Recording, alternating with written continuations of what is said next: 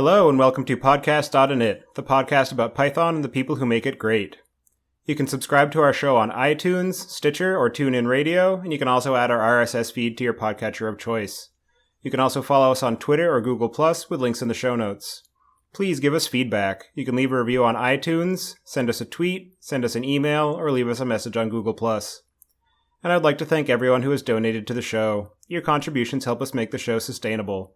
For details on how to support the show, you can visit our site at pythonpodcast.com. I would also like to thank Hired, a job marketplace for developers, for sponsoring this episode of Podcast.init. Use the link hired.com/podcastinit to double your signing bonus. We are recording today on September 7th, 2015, and your hosts as usual are Tobias, Macey, and Patti. Today we're interviewing Trent Nelson about PyParallel. Trent, could you please introduce yourself?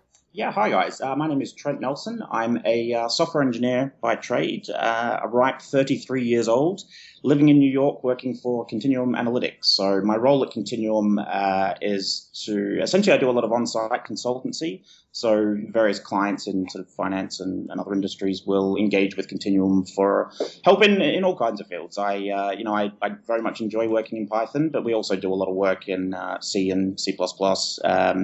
I've had a background in Java, and the last project I did had a lot of PLSQL and Oracle work in it as well. So I generally enjoy solving interesting problems, especially on client sites where, it can be tied to a specific business need. And also, I guess I'm the founder of PyParallel, which is How did you get introduced to Python? So that's an interesting one. The Python's such a fascinating language because it's just got this like simple, beautiful elegance about it. So I didn't actually I did computer science at university I actually did it for a year and a half. So I basically went through the role of subjects that you could take and picked all the interesting ones and then tried to do them all in the first sort of 18 months. So I did like Unix and C and basically all the ones that seemed really interesting and seemed like they would be the necessary foundation for a computer science education. I ended up, so this was around 2000. So the .com boom was in full effect, and I was having people sort of left, right, and center around me getting these like amazing job offers that were it basically like that happened enough where I ended up thinking, well, you know what, I kind of want an awesome job as well. So I ended up putting together a resume, and halfway through my degree, I applied for I think I just sent my resume to a recruiter and ended up getting a job offer from the first place I interviewed at. So it was an interesting company. It was a very engineering-oriented company that did essentially railway control systems. So it was a really Unix, C++ type environment. Digital Unix and the Alpha processor, which I was obsessed with at the time. So that's kind of how I got into that sort of Unix and C arena. A couple of years later, I ended up getting into the more financial arena, and then I actually specialized in a couple of tools that somewhat show my age, ClearCase and ClearQuest. So they were configuration management. ClearCase is basically like a chunky 90s version of Git done really slowly. It's Sorry, I was a release engineer, so I have some experience with that. Case. Such fond memories. And ClearQuest as well. I mean, that wasn't, yeah. So anyway, they served a very useful purpose at the time. And, a lot of companies, they're still kind of integral parts of their infrastructure. So I ended up specializing in a lot of ClearQuest stuff, and specifically within that, the sort of the release engineering configuration management teams. That was good because it allowed me to continue to write things like Java and C, but not necessarily have to be constrained by the particular domain. So, I wasn't doing like Java in like a finance environment. I could experiment with a lot of languages, and I think that was good because it gave me an appreciation for all the different types of ways there are to solve a particular problem. And especially in that role, the main thing that we did on a day-to-day basis was work with other teams within other development teams. So you would have teams, that were Java-based at the time. You would have teams that were C-based. There'd be entire projects in PLSQL. There'd be data warehousing stuff. So it was a really good mix of, all kinds of industries. So that language-wise, I actually ended up specializing quite a lot in Perl, of all things. So this is, this is epic sort of early 2000s stuff. I remember reading an article by Eric S. Raymond about Python. So I think this was probably like circa 2003 or 2004. And to this day, I still think the article is really well written and gives this very nice introduction to Python as a language and shows its appeal for those that hadn't otherwise heard of it.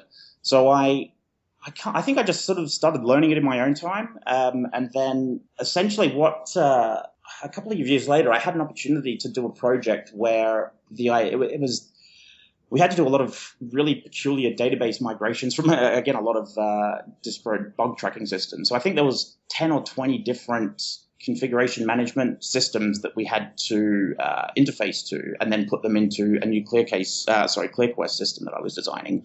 So I did a review with some of these teams, and it became very apparent that a very dynamic, flexible language was going to be much easier to do this in than something more heavyweight, so like a Java JDBC thing at the time. So I ended up, I didn't actually know Python. I just was kind of convinced at the merits of the language prior to starting it. So that was interesting because that gave me my first sort of, so we actually hired someone on this particular project to take care of that. So once his contract ended, I ended up picking up from his stuff and spending a bit more time sort of rewriting it and learning it and that sort of thing. I got a lot more opportunities as the years went on. So 2006, 2007, I was doing a lot of Java and C++ on the side, but I was always looking for projects where I could essentially use Python because it was just such a fun language to program in. And I did one particular project where it was a database migration. So there was these two identical databases that I'd actually designed a couple of years before, and they decided that they actually wanted to have it in a single global database. So the problem that it was a vendor's database. So when these two databases started out, they both started out from the same sequence IDs. They both started out with essentially the same schema metadata. So to merge them into one, you were going to get all sorts of duplicate keys. And there just wasn't really any way to merge them cleanly with the vendor API tools. So I ended up using Python to come up with a way to essentially interrogate the API that ClearQuest provided to build up a model of the database. And then essentially I used Python to generate raw SQL statements that I'd sort of like hand-tuned to efficiently do this migration and deal with some of the issues with duplicate IDs and that sort of thing. So that was around 2007, 2008, and I really loved the project that much. And I really loved working with Python that much, where I ended up getting involved in the Python community. It was a lucrative contract, and I wanted to kind of give back to the community. So I ended up basically offering my services for the build bots, especially the Windows build bots, and attempting to help get Python ported to the 64-bit versions of Windows that were coming out. So I think that was around 2008. I ended up going to the Python conference, and it was fantastic. It was my first PyCon ever. It was in Chicago. I ended up meeting Guido and Martin and I remember meeting Mark Hammond as well. I don't think he's made an appearance since then. But all these people that I'd seen and interacted with on the mailing lists, and was able to then sit and sprint on the thing I liked most was the sprints after the PyCon, where you could actually sit down with the core developers and just start hacking on stuff and just trying to fix things. So I ended up getting committer privileges during that PyCon. That was great because that great way to continue my involvement in the project. I was really, for whatever reason, I was really interested in the build bots. Especially I see the same pattern in a lot of new committers now. So the build bot infrastructure that Python has, basically, for any time that we make a commit to Python, there's these donated machines that will be notified and then essentially build from scratch and provide the committer for a way to say, okay, look, this program worked on my machine, but I broke it on Windows. So I mean, it's not great, but it was definitely better than nothing. It was really the best thing that we had for ensuring a reasonable level of sanity at the release level, and also just on an individual commit level. I ended up So there were issues. Like once, if it was failing, so I remember there was someone that had this alpha system running True64 Unix at the time, which I had such a fascination with that stuff, and I spent a lot of time doing that stuff back in the past. And I think someone had an Itanium system, and it kind of got the gears turning in my brain. I'm like, wouldn't it be great if we had access to these systems, and we could actually, rather than just getting like a compiler, we could actually like log in and have access and have your own compile environment and try fix it directly. So that led to Snakebite, which ended up consuming. It wasn't a particularly well planned out project from my perspective, and I think looking back on it, I mean, it still exists, it's still a thing. I just it's because it was so infrastructure based. I basically ended up building a server room at Michigan State University, so I filled 3 42U racks with an array of different sorts of hardware. So basically, I wanted to have coverage of every sort of mainstream Unix at the very least that there was. So there was an SGI Irix box, there was an Alpha server back from the day with True64 Unix on it. There was a huge Itanium system, like a quad Itanium system that HP donated, and that was running HPUX. I bought a whole bunch of PowerPC machines that were running AIX. Solaris machines, Sparks, and AMD 64 stuff. It was a lot of Unix. It was, I was kind of partly reliving a lot of the sort of the childhood fascination that I had with Unix as an operating system.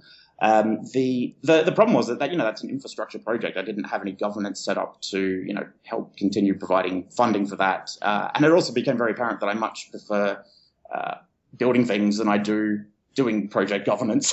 So for every opportunity where I to set up a community and to ensure that people can continue to maintain it and stuff, that always took second place to configuring a new system or that sort of thing. So Snakebite's a work in progress. Funnily enough, the FreeBSD server, and this is a perfect example of not having any governance. The FreeBSD server that I've got is currently down. I think it's just not responding to anything, so I can't actually get into Snakebite, nor is the website up. So that's it's something that I need to give a bit of TLC to. But Snakebite went on. So the one thing that it was able to do towards the end was actually have all of these platforms where, we could have a build bot running on, AIX and True64 and Irix, and a lot of these platforms aren't particularly relevant anymore. But there was, I built some infrastructure where we synced to the Python committers SSH keys, so that once they were granted commit access to hgpython.org,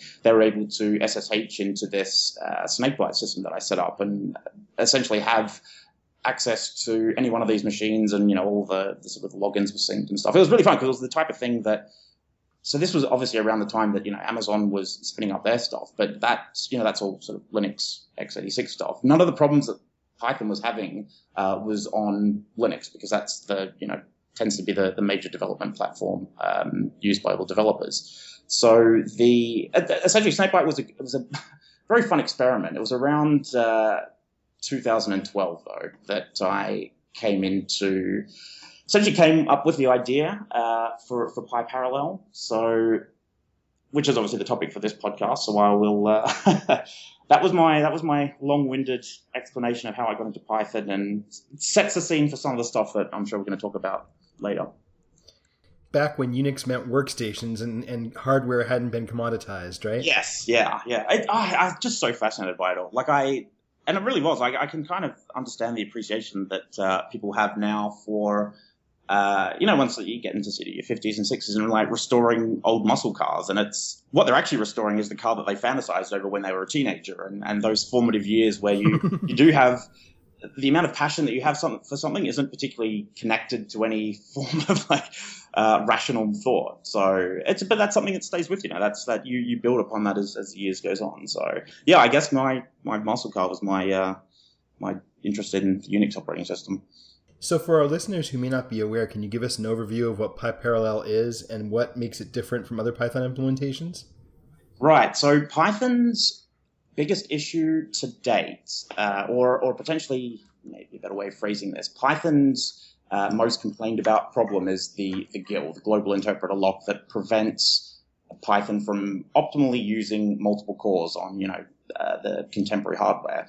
So essentially, PyParallel is a project that I came up with that took a step back and looked and basically said, what can we do how can we change Python so that it can exploit contemporary hardware? And it's not just multiple cores, but it's also, the type of new memory architectures that are coming out and the memory latencies. How do you also exploit the new network, 10 gigabit Ethernet and 40 gigabit Ethernet and 100 gigabit Ethernet and Thunderbolt and USB 3 and those sorts of things. The device speeds that they're coming up with, they're increasing just as the core count and frequency counts are. So I really wanted to take a step back and look at, let's look at how Python has these constraints and what can we do to address them. So it was essentially the project is a way of still staying within the confines of the Python ecosystem, but also being able to leverage, multiple cores, these fast Ethernet cards, and that sort of thing. And how did PyParallel come about? What was the inspiration that got you thinking along those lines?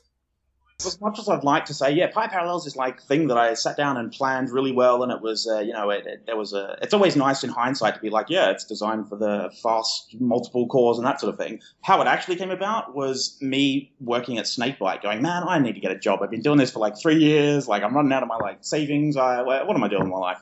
So I'm like, you know what? So I was at Michigan State at the time.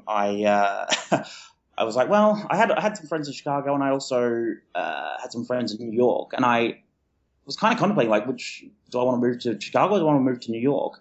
And I came up with the idea that I wanted to move to New York, and I kind of wanted to get into things like high-frequency trading, where it's essentially the sort of the equivalent of the gaming world, where you're getting the ultimate performance out of underlying graphics cards and that sort of thing. HFT is a very raw, low level way of, the fastest algorithm and the fastest code wins. So if you can shave off microseconds or nanoseconds, it actually provides immediate financial gain. It provides market liquidity. I won't get into the comments on, the value of it as a general participant in society, but it's a very interesting technical problem. So I'd made up my mind that I wanted to relocate to New York and get into high frequency trading. The only problem with that is I had no background in that. So I had a couple of months left, especially with my research visa, and I thought, what's a project that I can put up my portfolio where I sort of envisioned this situation where I'd be sitting down with a recruiter, and they'd be like, well, why would we put you in HFT? You don't have any experience in it. So what I was envisioning was having a project where I could say, well, look, I didn't know anything about this problem, and this is what I got done in 3 or 4 months. So at that time, there was an email that was sent to the Python Ideas mailing list that was called Async Core Batteries Not Included. And that started off, it was a very innocuous email. It started off this huge email thread that ended up being the catalyst for both PyParallel, as we know it today, and also what turned out to be Async IO.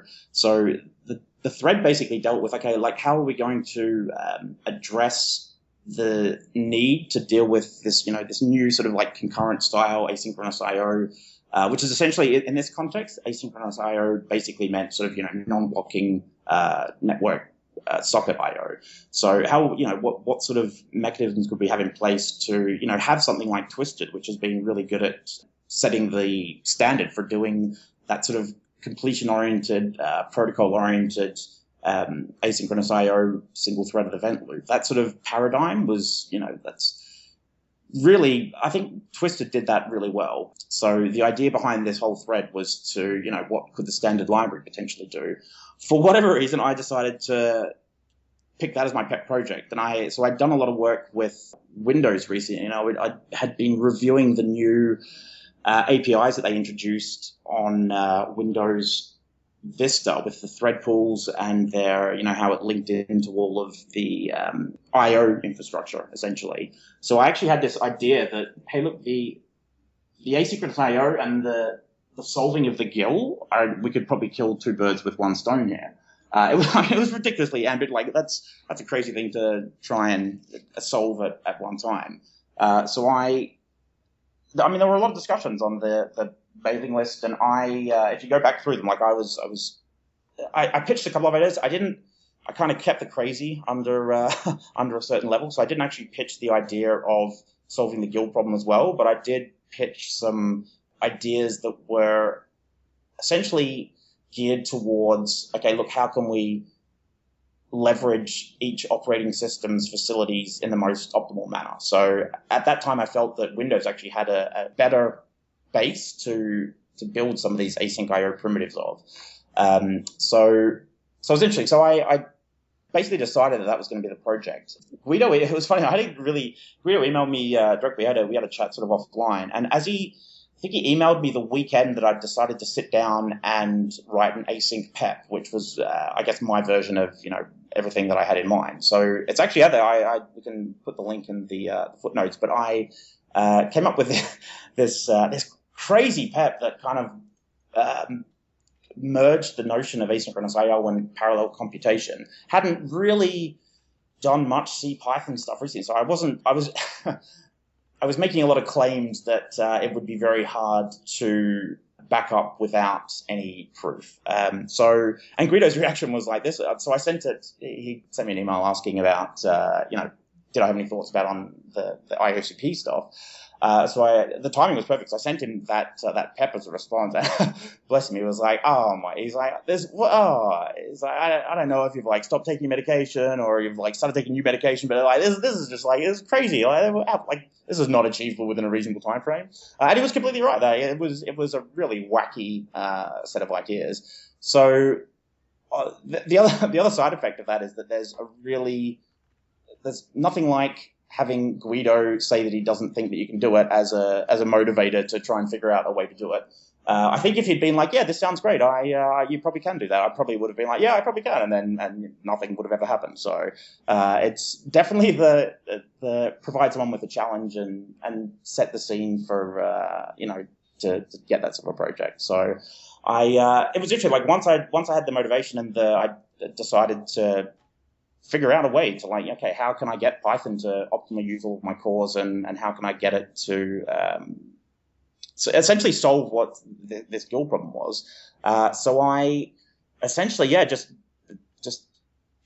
think I spent about a week tracing through the core Python code, just trying to figure out how I would go about it. So I had some wacky ideas about like inserting opcodes and coming up with like new language semantics, and none of them appeared to be particularly. I kind of had to set the scene to get some ideas. So the next question was, what are some of the biggest technical hurdles you've been faced with? And it seems like you're sort of leading into that. So just carry on. So the approach that I used to address the problem was basically to start from literally, I just like fired up Visual Studio, set a breakpoint at the first point that I could find within Python, and then attached the debugger and literally walked through, like just, had it run simple parts of code, had it just to figure out, okay, what were these, how it was currently working, and just to try and set the scene for giving me some ideas for at what point could I interject this sort of new functionality that I had in mind. So I kind of had the way that I had in mind to leverage the Windows thread pool facilities. That was quite clear.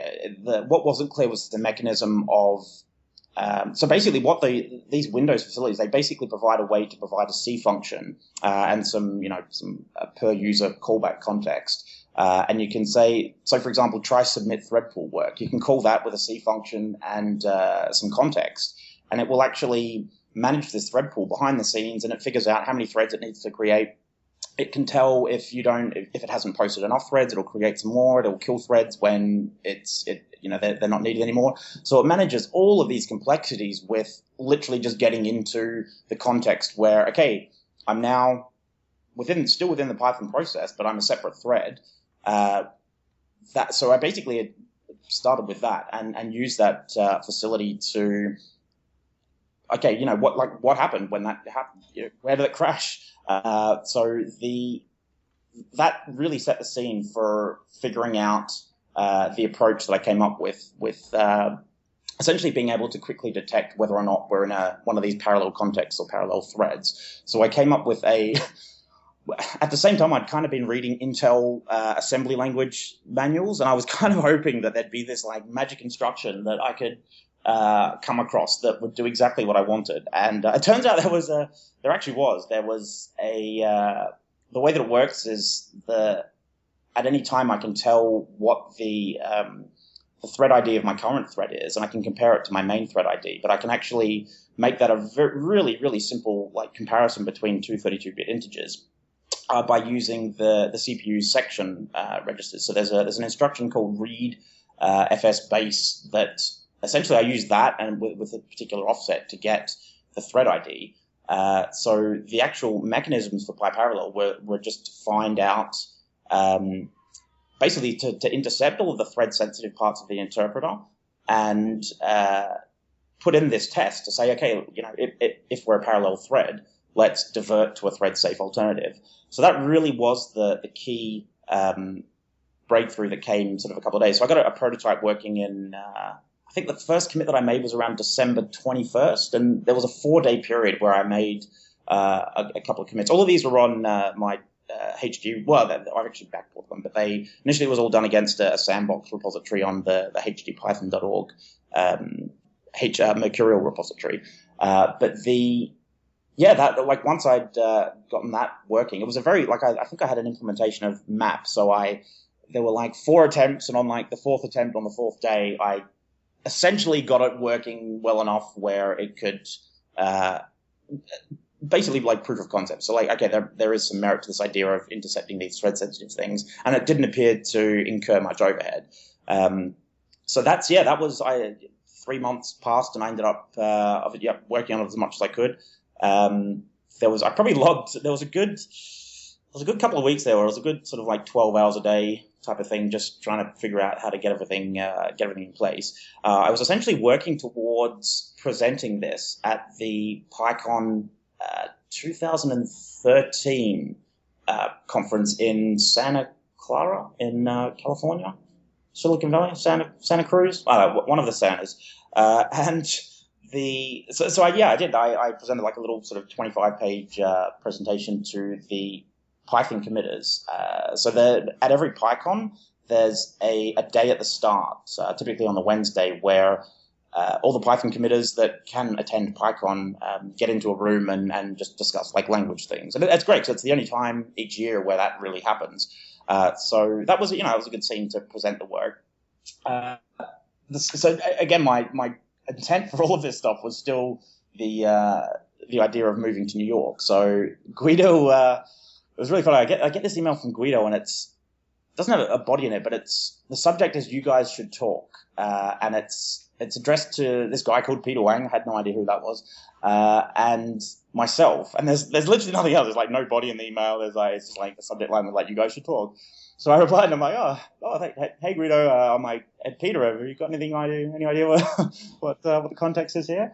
And it was about the parallel work. So Peter was chatting to Guido earlier about some of the parallel ideas that Continuum were exploring. So I ended up presenting the same presentation to Peter and a couple of Continuum people, and then ended up, I think Peter and I were just chatting for like 4 hours about just everything and anything.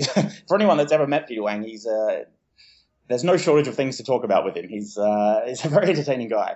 It was interesting. I ended up meeting Travis as well. So Travis Oliphant, who is the creator of NumPy and the CEO of Continuum. So it was really strange. So we had this, great chat, and I was chatting about, PyParallel and their kind of work. As we were leaving, I kind of made this sort of cursory comment that I was available for some freelance consultancy. So they were like, oh, that's interesting. They're like, how do you feel about New York? I was like, oh, that's actually like where I'm planning on moving. That's why I did all this stuff. And he's like, oh, how do you feel about like the finance arena? I'm like, that's exactly what I wanted to get into. So it was really weird that the plan to like, let's do PyParallel, not because I wanted to like solve the Python parallel problem, but because I wanted to like relocate to New York.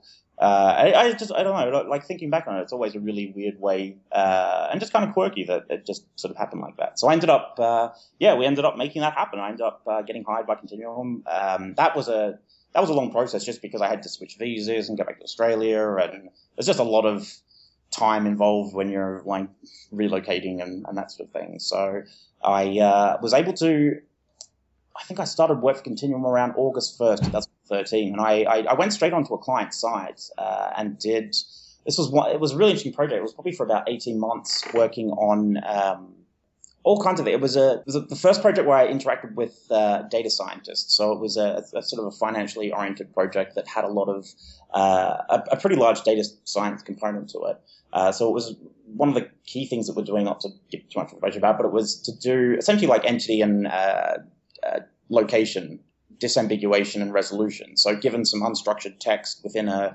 raw text field, to be able to discern, okay, what is this text field referring? So, it might be a address or a customer's name or something like that. So, who is this talking about and where is it talking about? And the idea is taking this unstructured text and figuring out a way to go from what was referring to potentially like the record of the custom that's being referred to, or the lat long of the location that's being referred to. So that was interesting because it opened my eyes to NumPy of one thing. So I hadn't done really any sort of like scientific oriented computing or any math oriented stuff, or even really used NumPy. I didn't really know what NumPy was and what it was used for. So it was a great eye-opening experience to see through the eyes of the data scientist. And that's, going to be, that's actually one of the areas where Python is flourishing now, just because the simplicity of the language makes it so attractive for getting out of the way and actually letting you focus on your problem at hand. So for data scientists, their problem isn't, writing software that for the sake of writing software. They're essentially trying to solve problems that, are important to the business or important to, whatever they happen to be working on. So that was great because it also gave me an opportunity to. There was quite a large Oracle component on the project, and I ended up writing a lot of PLSQL, and we had these really beefy servers that were sort of like 128 core and 512 gig of RAM, and like really ridiculous disk arrays attached to them and that sort of a thing. So it's a lot of the time that I spent essentially like exploiting the underlying hardware, like figuring out ways to get Oracle to exploit the underlying hardware.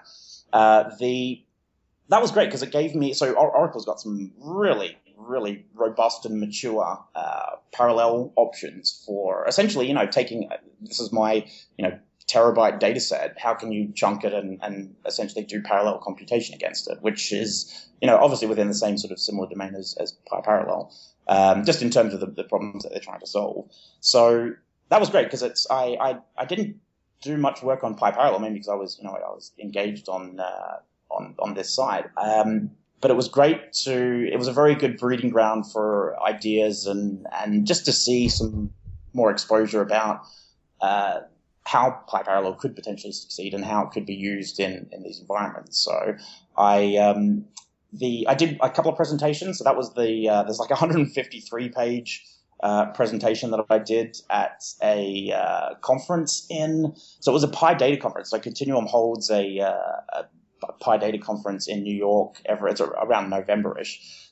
So I had this Sunday slot that I started preparing a deck on the Friday. And I had this deck already prepared that I'd given at Bank of America a couple of weeks earlier that was 80 slides. And I was like, all right. So I started with the aim to cull the deck down to about 50 slides. So I think by the end of Friday, I'd had like 102. And by the end of Saturday, I'd gone up to like 130. And then by Sunday, it was like 153. So the takeaway from that is that I'm very bad at culling decks. What was interesting was that was sort of the first real public sort of projection of PyParallel and the first sort of communication about how it all sort of tied together, the asynchronous I/O parts and that sort of thing.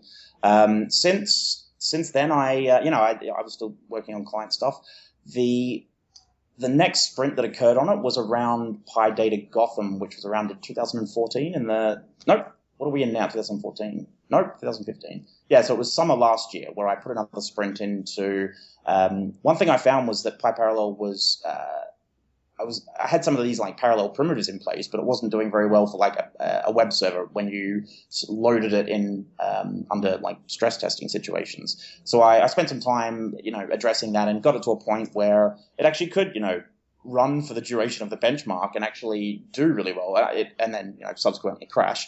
But it was progress. So that was summer last year, and then I really got back into it towards the end of this year.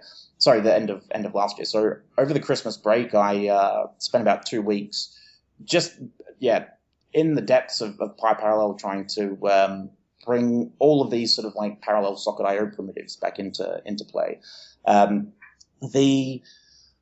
I ended up, the contract that I was working on finished in February, and much thanks to Continuum, I was able to work on PyParallel pretty much until now. So I'm going back on client sites soon, but I was able to make a lot of progress on the performance, and I was able to set up a website and that sort of thing. So that's essentially and again, the long-winded story for how PyParallel came about. So what are some of the biggest technical hurdles that you've been faced with during your work on PyParallel? Yeah, so the biggest one was definitely figuring out how to address that issue with, once we're in these parallel contexts, how do we address dealing with parallel objects and memory allocation and that sort of thing. So it turns out that was actually quite easy to address once we had this mechanism in place to detect if we were a parallel thread. So this particular macro that I came up with that could easily divert to other things. The identifying whether or not something was a parallel object was the next hurdle, which we provided a way to come up with. The next big thing was probably the tying together all of these things that I had in play with the TCP/IP like client server socket paradigm. So that definitely consumed the majority of my attention this year. And it's still a work in progress. But from most of these technical problems, they're a problem until you keep looking at them and eventually come up with a way to solve them. So there's always going to be some challenges in the way. But the key part of figuring out that we don't actually need to do like reference counting and garbage collection in these parallel contexts, and we can just rely on the object semantics to control the lifetime of objects. That was kind of a key breakthrough that really set the scene for it being able to gain some traction and be a useful thing, and for something that you can actually write useful programs in. And so you mentioned earlier how you were digging through the assembly code and the CPU instructions for the Intel x86 architecture. I'm wondering if that means that the particular implementation of PyParallel is currently tied to both Windows and a particular CPU architecture. So it is. It's definitely still tied to the AMD 64 architecture. So there is a possibility to use it. So basically the thing that I exploit is the ability to quickly get access to the current thread ID in as little time as possible. So there is a much more portable way to do that. But I just exploited the mechanism for being able to get this per thread unique identifier from these segment registers. So ARM has a similar instruction that achieves essentially the same thing. So the operating system will actually need to have a way to do this to efficiently be able to, when it services an interrupt, to be able to switch into to figure out, when it's processing this thing that happened, like where does that user's thread or that process block contain the information? So it tends to be something that comes with these modern CPUs. So the architectural thing, it would be possible to port it to ARM in the future. And what would be required for enabling PyParallel to run on Linux or BSD style operating systems? Yeah, so that's an interesting one. The work that I did basically falls into two parts. One was the changes to the interpreter to allow running of essentially simultaneous threads without causing mayhem and also without the need to continually lock objects and unlock objects and that sort of thing. So those changes are essentially platform agnostic. So I did do all this with the eventual aim to get it back into the Python mainline. The work that's going to be required on Linux and BSD. So that basically boils down to there's a couple of facilities that Windows provides that's really useful. So the way that they provide memory management. So their ability to allocate individual heaps, and then rather than calling malloc, what you would actually do is once you've got this heap created, to actually allocate memory through that particular heap. So a lot of it is just going to be providing similar sort of support or functionality on Linux or BSD. There's a whole bunch. I mean, one of the key reasons I chose Windows was because it really does provide such good scaffolding for writing these high performance parallel oriented. I mean, Windows has had threads from day one, whereas on Unix, there was always this notion of the process and the process abstraction, and threads were really any kind of, I don't want to say bolted on as an afterthought, but they weren't really a key part of the design. So, you can see that in a lot of vendors where they struggled to get good threading implementations over the sort of the 90s and the 2000s. I think Linux only got threading support in, I can't remember the version, but it was, it was work that was like funded for by IBM, because it wasn't, it's not an easy problem to solve on the Unix paradigm way of doing I/O and process. How does PyParallel get around the limitations of the global interpreter lock without removing it? So that's a great question. So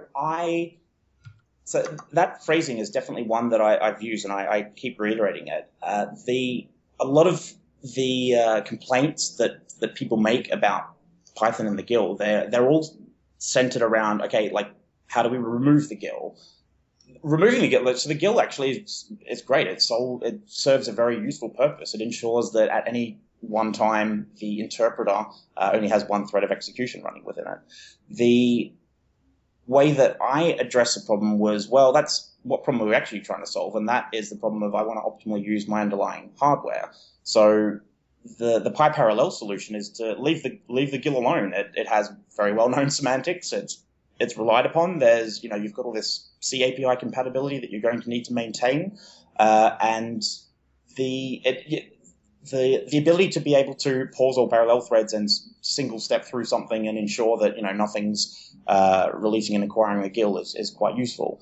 So the PyParallel approach is to simply essentially sidestep it, and it's a great sort of turnout that actually worked. Like I could basically augment all of the thread sets and parts of the interpreter, including GIL acquisition and GIL release, and essentially do that. So that was a very nice surprise that came out of all of this work. And is there any special syntax required to take advantage of the parallelism offered by PyParallel, and how does that interact with the threading module in the standard library? Right. So one of the key design decisions that I made up front was that I wasn't going to support free threading. So being able to take an existing program that was written using the threading.thread, classes or subclasses, I had no intention of suddenly being able to magically make that run on all of your cores. There's a couple of reasons for that. The key one is that threads in Python have never facilitated, parallel computation. They've always been a means to essentially achieve concurrency. So if you need to do a blocking call, so connect to a database or something like that, you could actually palm it off to a separate thread, and then, they weren't a great way to achieve a lot of things, especially under a high performance way, but it got the job done, and it's a very useful purpose. There's no code out there that was written that would suddenly be able to leverage the fact that it was now running in parallel. That's a really a new paradigm. So I focused on, okay, I set basically the bar to say, look, okay, in order to use these new parallel facilities, you're going to have to use the module that we provide.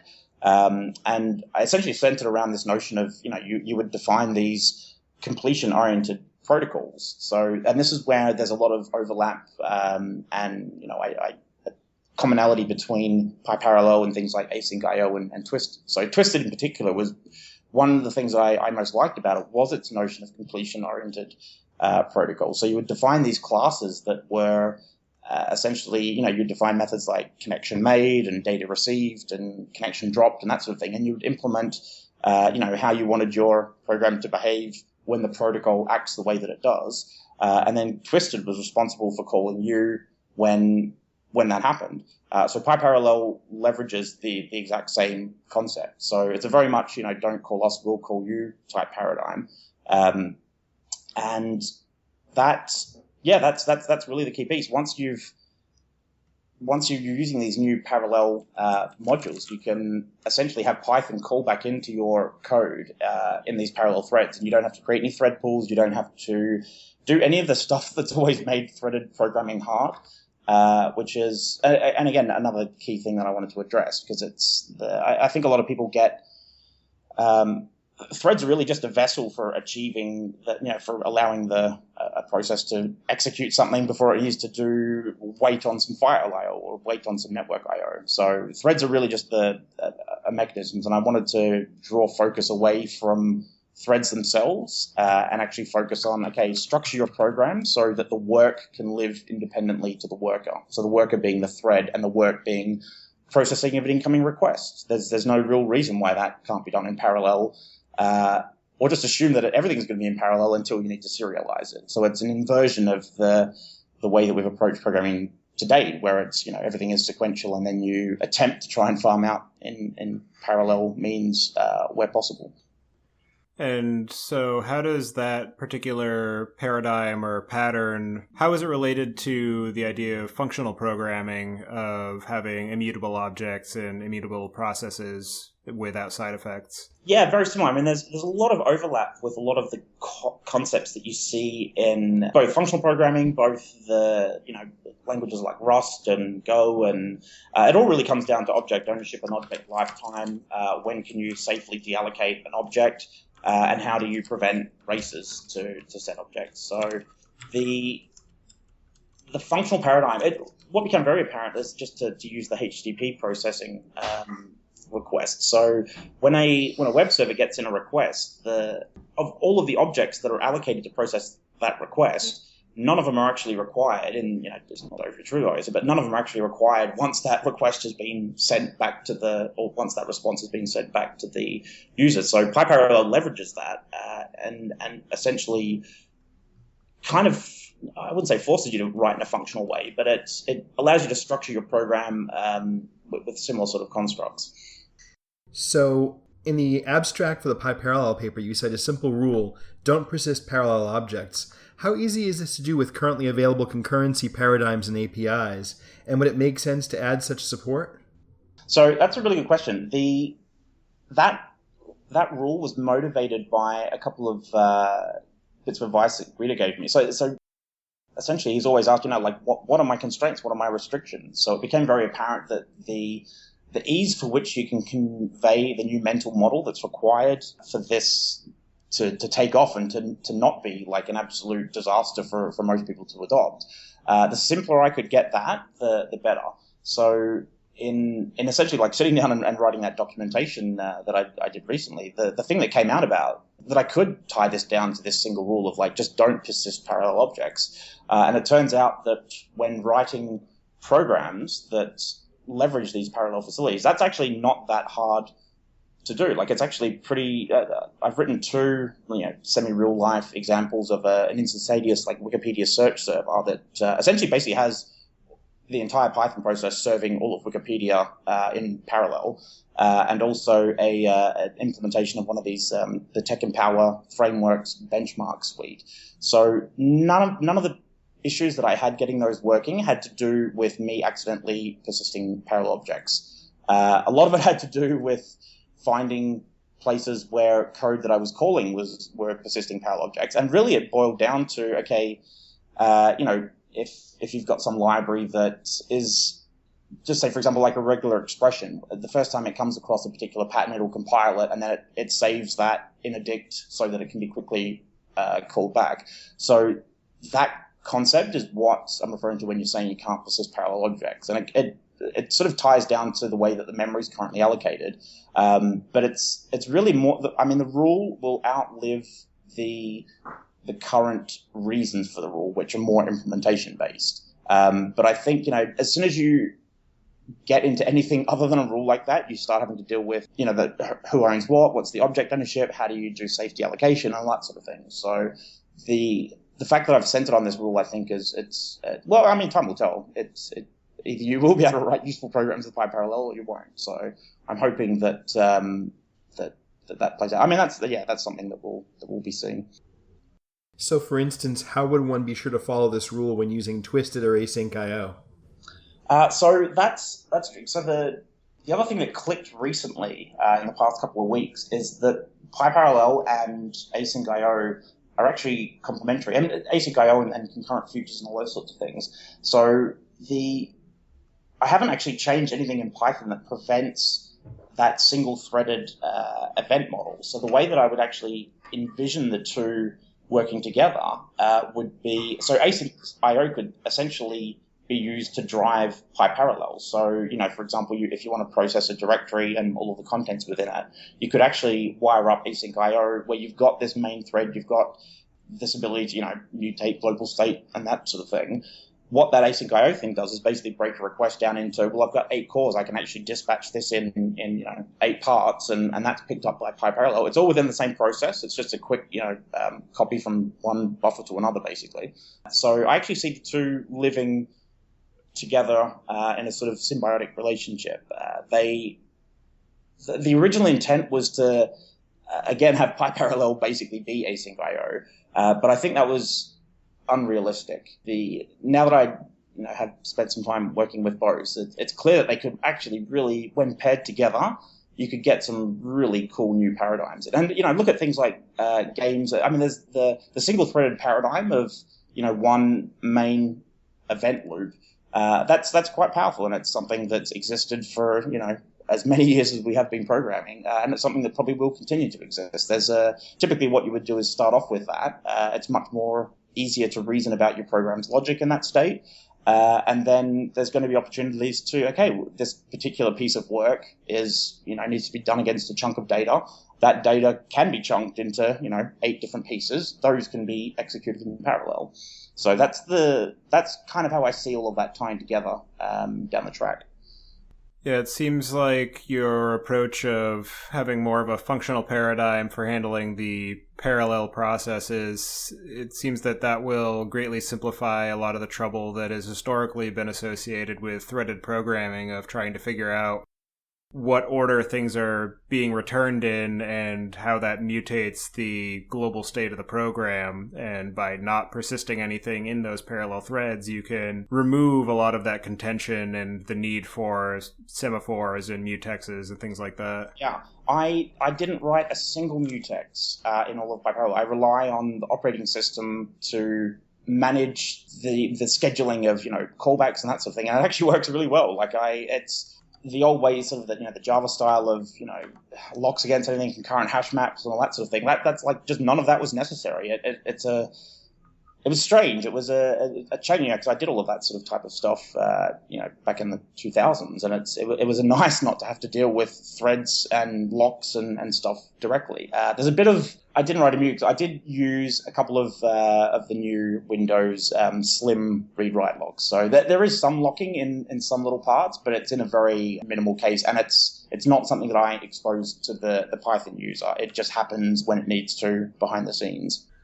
So are there any operations that are not supported in parallel threads, or anything that a user needs to be aware of when they're trying to create a program that takes advantage of those parallel processes? Right. So, I mean, other than obviously so you couldn't have like a dict in the main thread and then be able to just assign to that from parallel threads. That's I actually think so.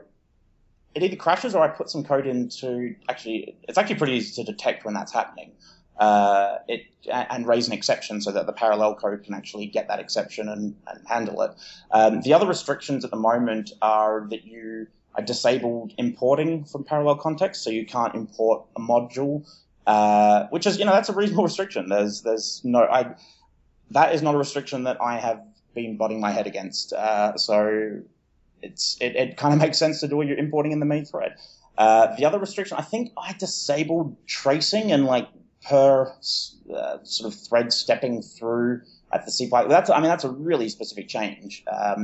I haven't done anything to support debugging of these parallel threads. That's going to require a bit more attention. So how do you actually... I did add preliminary support such that one of these parallel threads can actually acquire the GIL and become the main thread, but that would be used only in debugging. There's actually a way to efficiently synchronously call back into the main thread, which should be used. But for debugging reasons, it actually could be quite useful to have these parallel threads that if you're debugging code that works fine in the main thread but isn't working in the parallel thread, to actually provide a way to provide an option for debugging that. So other than that, it's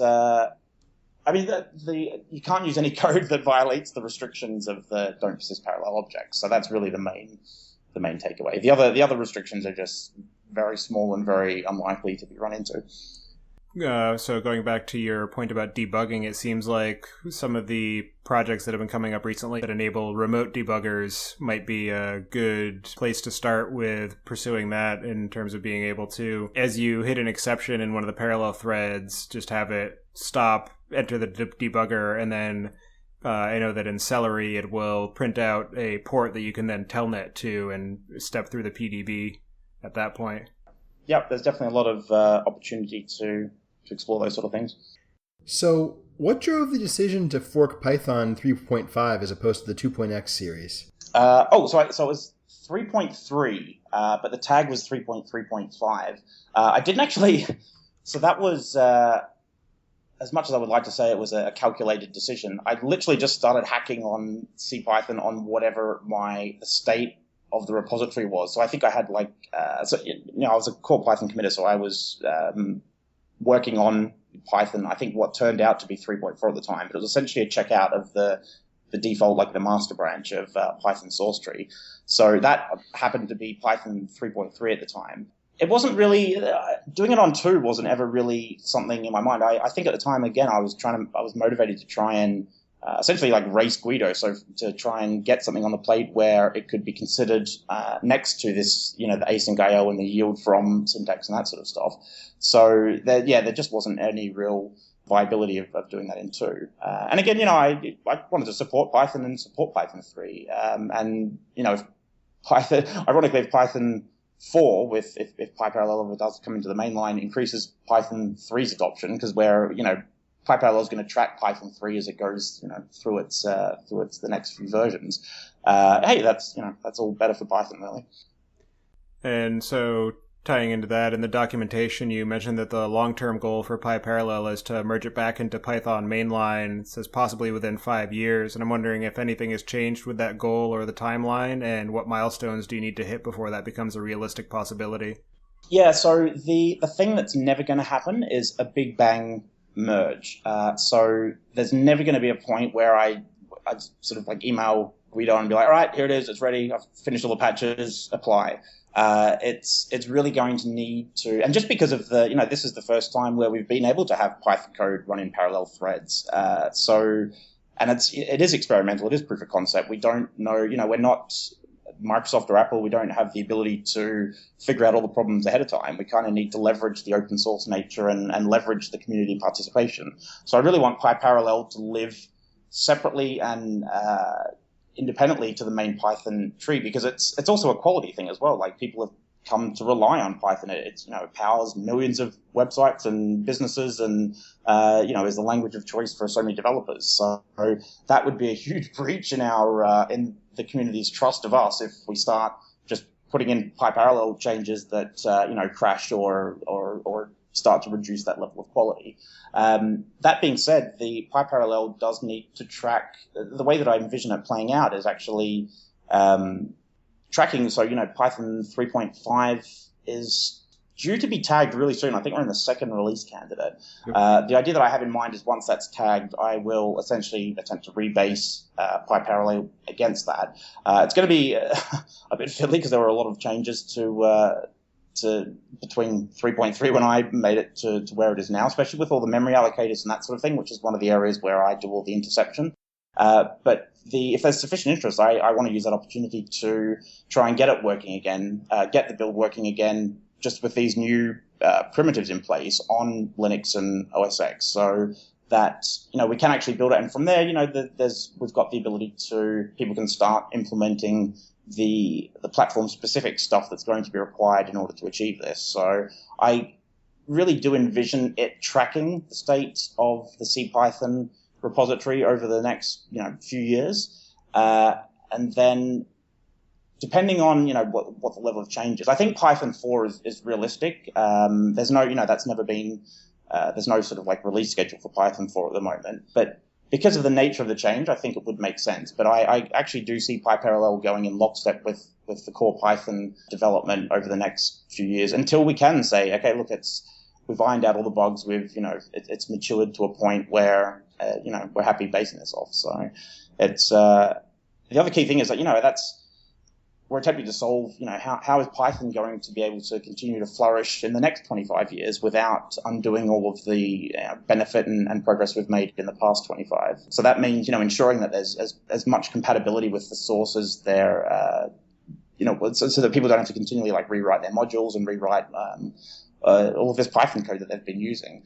So that's it'll be interesting. It's obviously going to need some involvement from the community to on the Linux and OS X sides. I think once people see the advantages of the implementation that it'll scratch and someone will want to scratch an itch and get involved. So what are some particular problem areas that you're looking for help with, or particular areas of expertise that you would like people to bring to the table in terms of moving the project forward? Yeah, so it's an interesting one. So the guild problem is, it's constantly discussed on the Python ideas list and Python dev list. I think the biggest issue that Python's going to have, it was designed in 1990, I think. Guido started making his first commits and released in 1993, I think. It's, there aren't really many other projects out there with that age where they are trying to attempt to do something that is kind of radical. So there's a question of do open source languages need to rock the boat and try and come up with these, aggressive ways of staying relevant as, hardware matures and as, technology evolves. So that's more of an open-ended problem that it's going to be interesting to see, to see what the reception is like to PyParallel. So the GIL isn't removed, but the limitations of the GIL are removed, and it essentially allows you to effectively exploit your underlying hardware. So but it's a new concept. Like everything that I had to come up with to solve it, I had to essentially invent. So I can't really tie it to a known paper of we implemented this particular technique to solve X, Y, Z. It's all kind of just fitted together as it had come along. So it's going to take time for people to just understand how it works and what are some of the limitations on it. Maybe it doesn't end up being the way that Python progresses. It could quite easily just live as its own particular problem. I think that's the biggest area, just to get people's awareness of the project and to be willing to play around with, especially if you've got Linux and Unix skills, to when we do start the rebasing against 3.5 to start getting involved and seeing if we can get parity between the Linux and POSIX stuff and the current Windows implementation. For anybody who's interested in checking out the source code for this or checking out any issues that might be filed against it, where can they find that? So github.com/PyParallel/PyParallel. So the website PyParallel.org also links to the GitHub page as well. So that's a good starting point. And for people who do dig into the repository, are there any particular open issues that you have on your high priority list, or any? So there's one issue so I only just recently migrated it to GitHub. There's definitely some work that I need to do in order to structure the things that need to be done in such a way that people can start contributing. So I anticipate that taking place over the next couple of months. There's one issue in there at the moment where someone's asked whether or not it supports Linux. So I said not yet, and patch is welcome. But there's no list of work items yet, but that's something I'm looking to work on going forward. So before we move into the picks, is there anything else that you wanted to bring up or mention to our audience? No, I think there's definitely a lot more to talk about. So I definitely look forward to, if you'll have me back on the show, we can jump into some other details and continue discussing some of the ideas and topics that we're dealing with here. Yeah, definitely. We would love to have you back on the show to dig a little further into this. So we'll work on getting that scheduled, and anybody who's listening, keep an eye out for that, and we'll continue this conversation. So for picks, I will go ahead and get us started. And my first pick today is a project called Test Infra, and it is an infrastructure testing library that is a plugin for PyTest. So it can be used as an alternative to the ServerSpec project, which is written in Ruby. So it gives everybody who is doing systems engineering using Python-based, or actually any language-based configuration management tool set, it lets you use Python as your language for implementing those tests. So it's still kind of in the early stages, it looks like, but it seems that it's got a lot of really good potential and a lot of good basis for working forward with. And my next pick is a new podcast I started listening to recently called Software Engineering Daily. And the host has weeks that have a particular theme. And so the ones I'm listening through recently, he had a big data week where he interviewed people in the big data community about various projects such as Storm and Kafka. And the episodes I'm listening through right now are all around Bitcoin and the blockchain. So really well done show. Definitely worth checking out. Excellent. Thanks. First of all, you scooped one of my picks because that Software Engineering Daily podcast is phenomenal. I've been really, really enjoying it. It really, runs the gamut from talking to some really big luminaries in the field, Schneier and all kinds of other great folks, to dealing with projects that I just haven't heard of, but really, wanted to know about. It's great stuff. And it kind of amazes me that he can put that on daily. I mean, it's a lot of work to do this weekly. I can't imagine cranking out a new podcast every day. That said, my picks are, my first pick is the Hello Web App Intermediate Concepts Kickstarter by Tracy Osborne. The Hello Web App book that she wrote initially is excellent. I'm a non front-end, back-end infrastructure kind of guy, and web programming has never really made sense to me. And this is one of the first books that I've ever read that actually explained how to design a web app in really accessible terms. I really like it. I'm looking forward to the intermediate one. And everyone should go back that Kickstarter. My second pick is a beer. It's been a few weeks since I picked a beer, and I encountered one yesterday that I really liked. It is called Rainbow Dome, oddly enough, from Grimm Brewing again. It's a really interesting beer. It's a sour, but it's got some really interesting flavors going on. It's, once again, sort of almost like luminescent yellow. Grimm seems to have a penchant for brewing beers that look really novel in the glass. So there's that. And my third and last pick, I will pick the PBS Idea Channel podcast. It's a great, a YouTube channel rather, excuse me.